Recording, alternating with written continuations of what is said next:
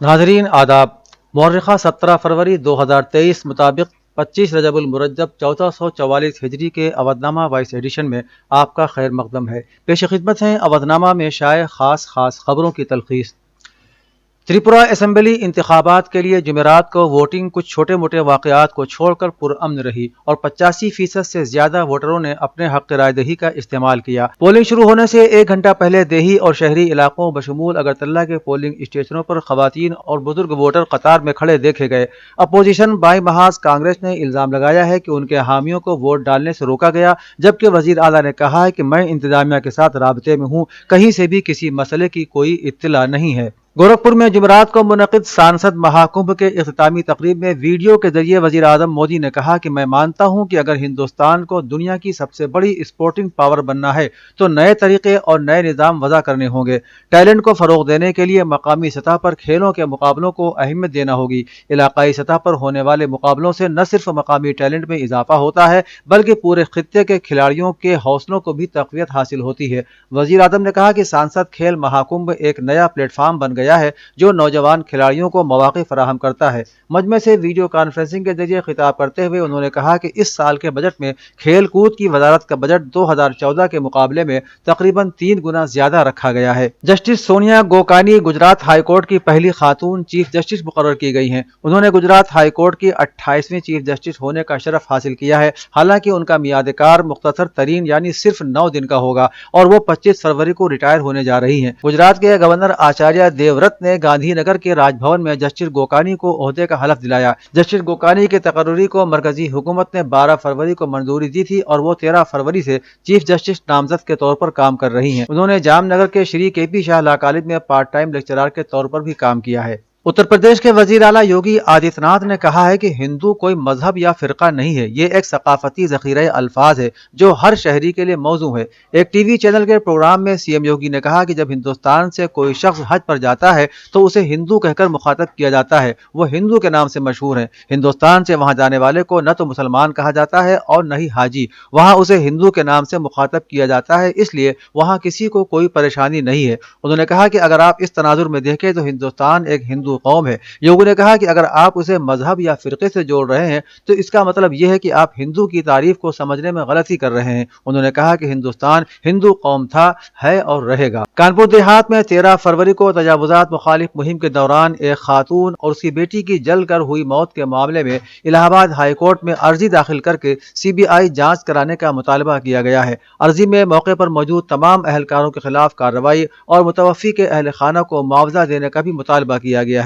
Letter petition स्वदेश और प्रयाग कानूनी इमदाद क्लिनिक के सदर राम प्रकाश द्विवेदी के जरिए दायर की गई है।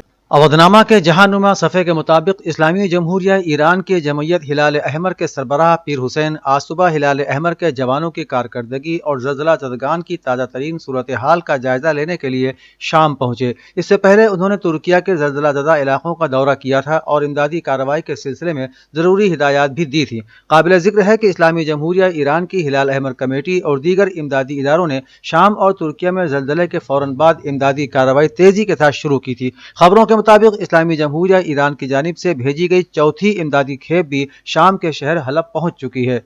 ईरानी सदर ममलकत ने अपने चीन के सरकारी दौरे को नतीजा खेज और कामयाब करार देते हुए उम्मीद जाहिर की है कि दोनों ममालिक के दरमियान मुख्तलिफ शोबों में ताउन को फरोग मिलेगा। ये बात अल्लामा सैयद इब्राहिम रईसी ने जुमेरात के रोज चीन के 3 रोज़ा सरकारी दौरे के बाद मेहराबाद इंटरनेशनल एयरपोर्ट पर पहुंचने के मौके पर कही। उन्होंने कहा कि इस दौरे के दौरान बाहमी ताउन की 20 दस्तावेजात पर दस्तखत किए गए हैं। सदर रईसी ने तिजारती, इक़्तिसादी, तवानाई, साइंस और टेक्नोलॉजी के शोबों में 2 तरफ़ा ताल्लुकात को मजीद फरोग देने पर जोर दिया।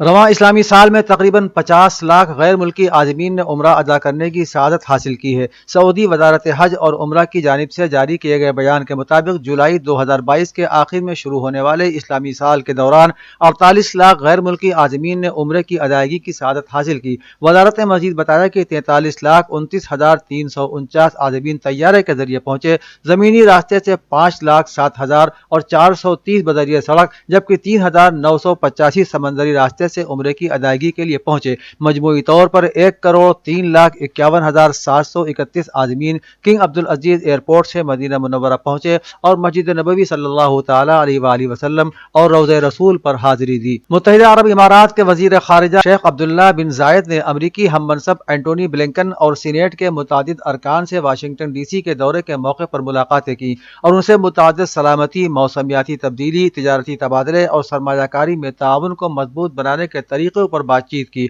امریکی محکمہ خارجہ کے ترجمان نیڈ پرائس کا کہنا ہے کہ اسرائیل اور فلسطین کے درمیان تنازع میں حالیہ مہینوں میں شدت پر بھی دونوں وزرائے خارجہ نے تبادلہ خیال کیا اور تشدد میں مزید اضافے کو روکنے اور امن بحال کرنے کے لیے ممکنہ اقدامات پر غور و خوض کیا گیا۔ اسکاٹ لینڈ کی وزیر اعظم نکولا اسٹرجن نے اپنے استعفے کی تصدیق کرتے ہوئے اعلان کیا کہ اسکاٹش نیشنل پارٹی کے جانشین کے انتخاب کے لیے اب انتخاب کرائے جائیں گے۔ اگرچہ انہوں نے 1 ماہ سے بھی کم عرصہ پہلے اپنے استعفے کے امکان کو مسترد کر دیا تھا، لیکن آج ایک پریس کانفرنس کے دوران انہوں نے کہا کہ میں اپنے دل و دماغ سے سمجھتی ہوں کہ اب استعفیٰ دینے کا وقت آ گیا ہے۔ 8 سال اقتدار میں رہنے کے بعد 52 سالہ اسٹرجن نے وزیر اعظم اور پارلیمنٹ کی سب سے بڑی جماعت اسکاٹش نیشنل پارٹی کے رہنما کے عہدے سے استعفیٰ دینے کا اعلان کیا اور مزید کہا کہ وہ اس وقت تک وزیر اعظم رہیں گی جب تک پارٹی اپنے جانشین کا انتخاب نہیں کر لیتی۔ اتر پردیش کے وزیر اعلیٰ یوگی آدتیہ ناتھ نے کہا ہے کہ لکھنؤ اپنے آپ میں ایک تاریخی نام ہے۔ لکھنؤ ہماری ریاست کی راجدھانی ہے، اس کی پہچان بھی افسانوی ہے، اس کا نام ابھی لکھنؤ ہی رہے گا۔ انہوں نے عوامی مسائل کے تئیں لاپرواہی کو ناقابل معافی جرم قرار دیتے ہوئے کہا کہ وہ کسی کے ساتھ ناانصافی نہیں ہونے دیں گے۔ گورکھ ناتھ مندر میں عوام درشن کے درمیان یوگی نے افسروں کو 2 ٹوک ہدایت دیتے ہوئے کہا کہ عوامی مسائل کے تصفیے میں کسی بھی قسم کی بہانے بازی ناقابل معافی جرم سمجھی جائے گی۔ وزیر اعلیٰ نے تقریباً 600 لوگوں کے مسائل سنے اور سبھی لوگوں کو یقین دلایا کہ ان کے رہتے ہوئے کسی کے ساتھ ناانصافی نہیں ہونے پائے گی۔ اتر پردیش کے آیوش کالجوں میں بغیر نیٹ امتحان کے فرضی دستاویزات کے ساتھ 982 طلبہ کے ایڈمیشن معاملے میں ایس ٹی ایف کی چارج شیٹ نے آیوش کے سابق وزیر دھرم سنگھ سینی کی مشکلات بڑھا دی ہیں۔ اس میں کالجوں کی منظوری کے لیے رشوت لینے کا معاملہ سامنے آیا ہے۔ ان کے پی اے نے بیان دیا ہے کہ یو جی اور پی جی کی منظوری کے لیے 1,60 لاکھ روپے کی رشوت لی گئی، جس کا بڑا حصہ وزیر کو بھی دیا گیا۔ دھرم سنگھ سینی نے گرفتاری کے خدشے پر عدالت میں پیشگی ضمانت کی درخواست دی تھی، لیکن عدالت نے سابق وزیر سینی کی پیشگی ضمانت کی درخواست مسترد کر دی ہے۔ شیعہ ڈگری کالج اور مسرور ایجوکیشنل سوسائٹی کے اشتراک سے ماہنامہ حکیم الامت کے شخصیات نمبر پر سیمینار کا انعقاد شیعہ ڈگری کالج کے خدیجۃ الکبریٰ ہال میں ہوا، جس کی صدارت حکیم الامت کے ایڈیٹر ڈاکٹر محمد ظفر حیدری نے کی۔ تقریب کے مہمان خصوصی آیت اللہ مولانا حمید الحسن صاحب تھے۔ بطور مہمانان ذی وقار مولانا مرزا اعجاز اطہر اور عباس مرتضیٰ شمسی شریک ہوئے۔ آغاز ندیم نجفی کی تلاوت کلام اللہ اور ڈاکٹر منصور حسن خان کی نعت سے ہوا۔ ندامت کا فریضہ خوش فکر شاعر شکیل گیاوی نے انجام دیا۔ اس موقع پر حکیم الامت کے خصوصی شمارہ مولوی عباس انصاری نمبر کا اجرا بھی عمل میں آیا۔ آیت اللہ حمید الحسن نے ڈاکٹر حیدری کی اس طرح پذیرائی کی کہ انہوں نے کشمیر میں رہ کر کافی ادبی خدمات انجام دی ہیں،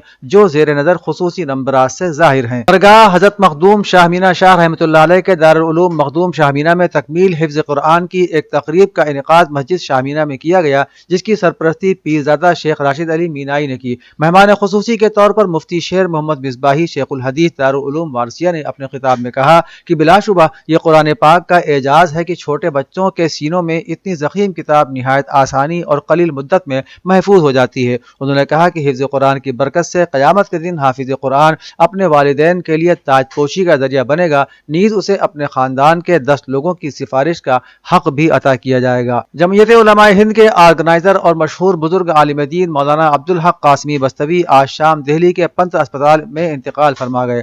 آپ دل کا دورہ پڑنے کی وجہ سے 3 دن تک ہسپتال میں بھرتی رہے، بالآخر وقت موعود آ گیا اور مالک حقیقی سے جا ملے۔ آپ کی عمر تقریباً 74 برس تھی۔ دارالعلوم دیوبند سے فراغت کے بعد آپ نے درس و تدریس کا آغاز کیا اور 4-5 سال تک بستی، پھر مظفر نگر اور اس کے بعد بھٹکل میں درس و تدریس کی خدمات انجام دیتے رہے۔ آپ جمعیت علماء ہند کے آرگنائزر کے طور پر آخری دم تک کام کرتے رہے۔ اودھ نامہ میں شائع مضامین کو مکمل طور پر پڑھنے کے لیے اودھ نامہ کی ویب سائٹ www.avodhnama.com پر وزٹ کریں اور ای پیپر پر کلک کریں۔